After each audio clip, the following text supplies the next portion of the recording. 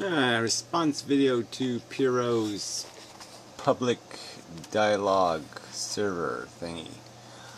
Anyway, yeah, it needs a different name. Yeah, I'm still, so, yeah, let's even talk about that, the mission statement overall, because I don't think this exactly grabs it. So, yeah, my primary purpose is, again, to create a secure hosting space for video producers where they're not going to be controlled by a corporation with a priority of pleasing advertisers rather than consumers, and pleasing consumers that have, you know, lowest common denominator credentials. You know, please the most people with offending the least is the strategy. And so it's the same network strategy, top 40 radio kind of strategy that doesn't serve any public interest that I know of. So anyway, so the idea is to create a not-for-profit, in my opinion, hosting company, basically, that would guarantee rights to publishers and impose responsibility on publishers. So publishers would be responsible for the content they publish, and there wouldn't be any other reasons to exclude content, and publishers would effectively pay for their usage, you know, within limitations, within parameters. There can be some variables. There'd be at least a co-pay idea where you would pay a price for your popularity, and it would be your obligation either pay for the bandwidth you use directly or find some mechanism to pay for it. Some mechanism that we can help set up as part of a feature of, you know, a package of perks that we would hope to provide with the hosting space. So we would be providing hosting space, but we would also provide some incentive, because we would create, hopefully, a network that you know, was able to feed itself, that actually got enough eyeballs to justify its existence. So hopefully through creating some sort of debate format, and even a place for artistic style videos that would be protected, we could generate interest. And yeah, so people would have an incentive to pay to be within our local network, the first network, the primary network, because of that added exposure. So I think it's going to probably necessitate having some exclusive content.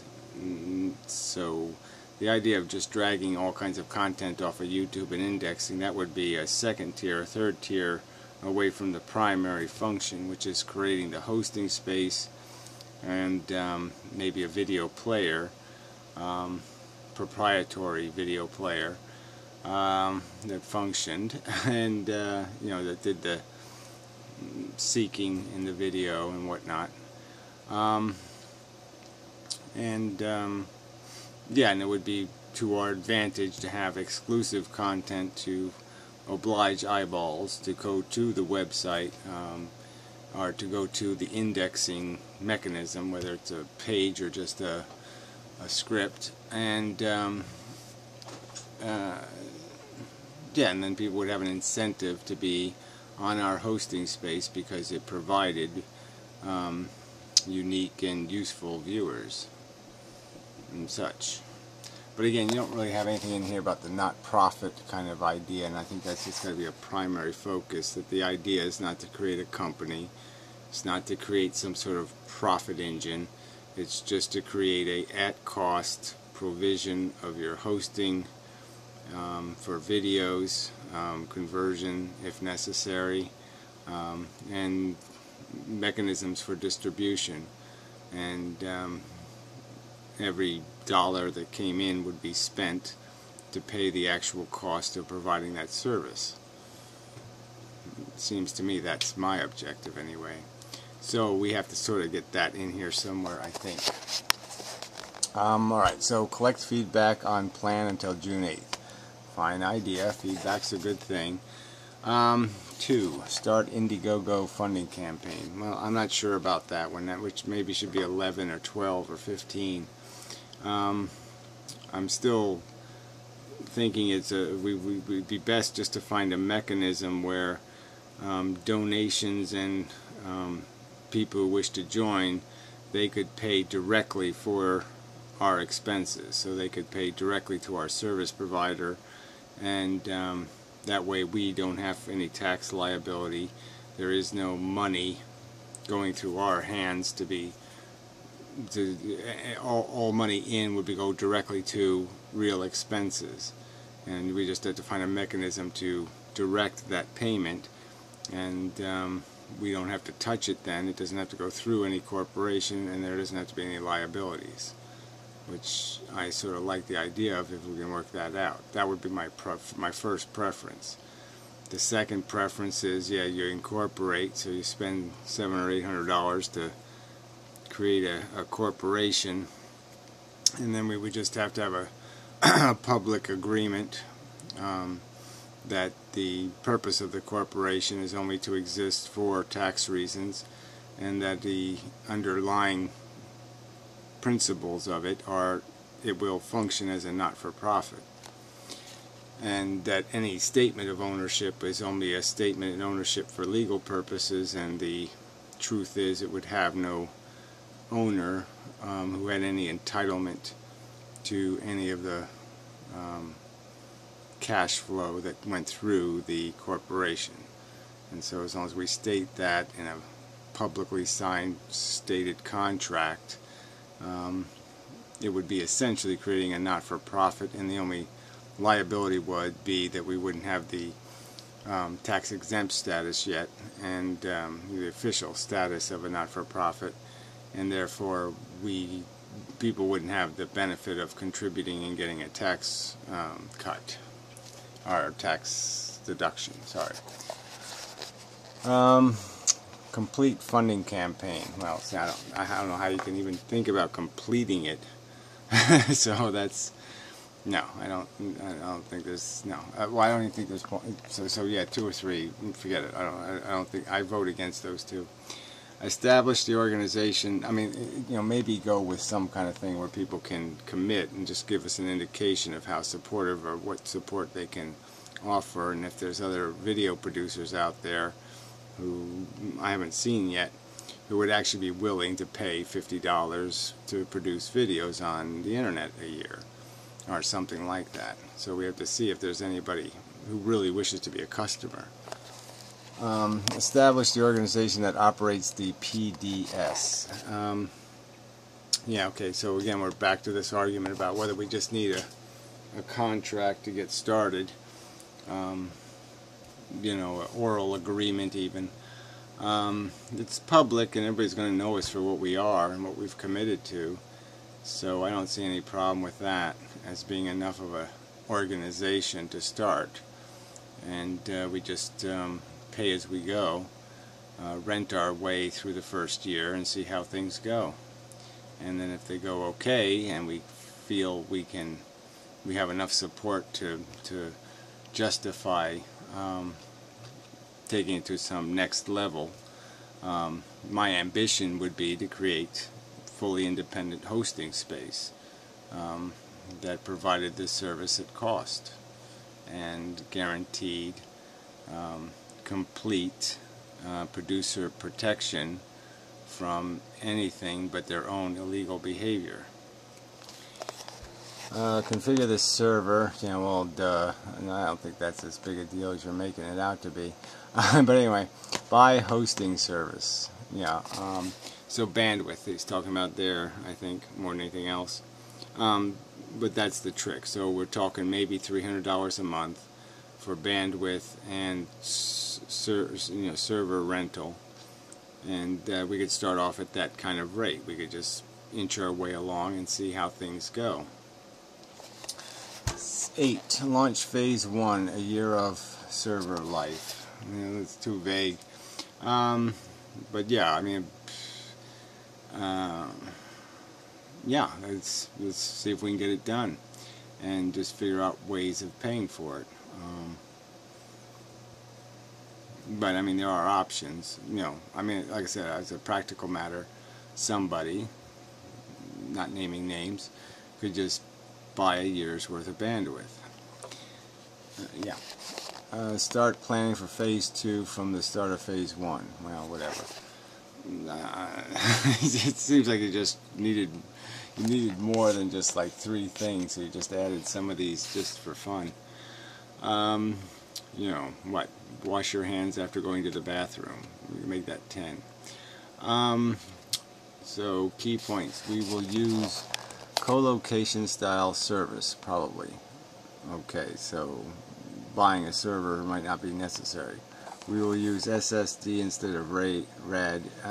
Well, the hard drive issue is just a matter of using the solid state drives are faster and provide better access. They're more expensive and they have a lifespan, but yeah, that's the way to go.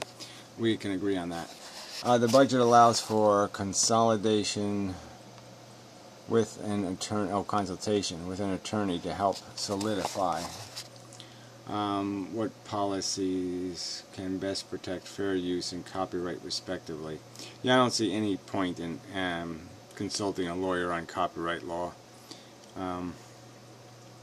Because there is no such thing, especially for small producers. There's not enough test cases out there, and yeah, I'm confident I could offer a better opinion than an attorney, realistically.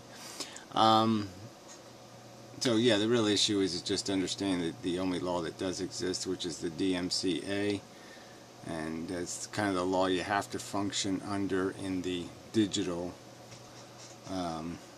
world. So yeah, it's a simple enough procedure. And the issues of harassment will have to be ones we work out policy for. You know, I mean, whether something is worth protecting, and certainly whether we're willing to risk. I mean, we can certainly take on cases and hopefully create some case law through this mechanism, and that would be good. So anyway, yeah, so yeah, most of this is kind of not exactly how I would word it, so I guess I probably should write up how I would word it. I'm going to try to get to that. So yeah, I did read this, but this overview, you know, some of this, you know, again, this is due process, voting rights, all these kind of stuff about how it's decided, but I think the basic principle is producers will be responsible for their content. So if they're, as long as we will just allow them to do whatever they want, essentially, and they will be informed that they are completely legally responsible for what they do, and we can certainly advise them when they are crossing a line or close to crossing it, and we will do whatever we have to do to protect ourselves from liability from that behavior. I suppose there's some I mean, I think narrowing the function of the hosting space to the purposes, which are free speech, you know, some sort of political type speech, philosophical speech, and art. So if it doesn't fit in one of those two categories, I don't see any reason to protect it. So if somebody's just stealing content and posting it on our web space, we could probably tell them that, yeah, well, they're going to have to get they're going to have to secure rights to publish. It seems reasonable. But the bottom line is, as long as the DMCA, we follow it judiciously, yeah, we are still going to be immune to liability. To-do list, you know, well, the machine thing again is just the issue is whether we can find a co-location place, a place that has the bandwidth and the server and whether they will allow enough, they offer enough range of options in terms of the configuration of the server. And as long as we can find that enough freedom to do the things, the specialty things related to this video streaming, then I guess we're covered.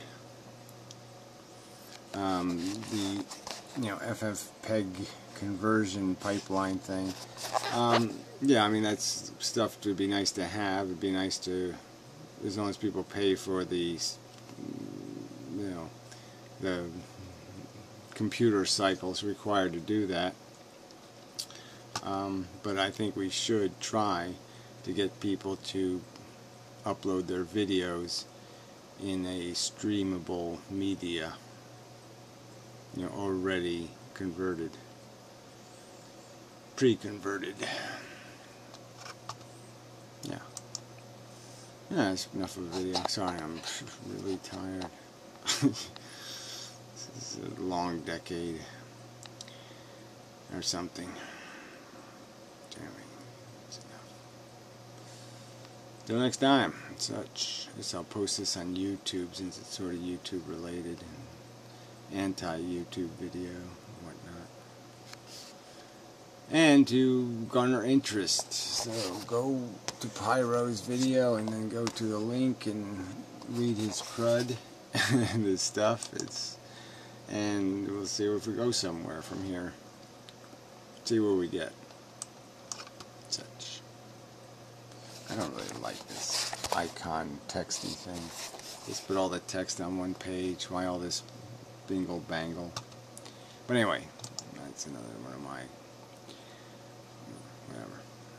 personal problems.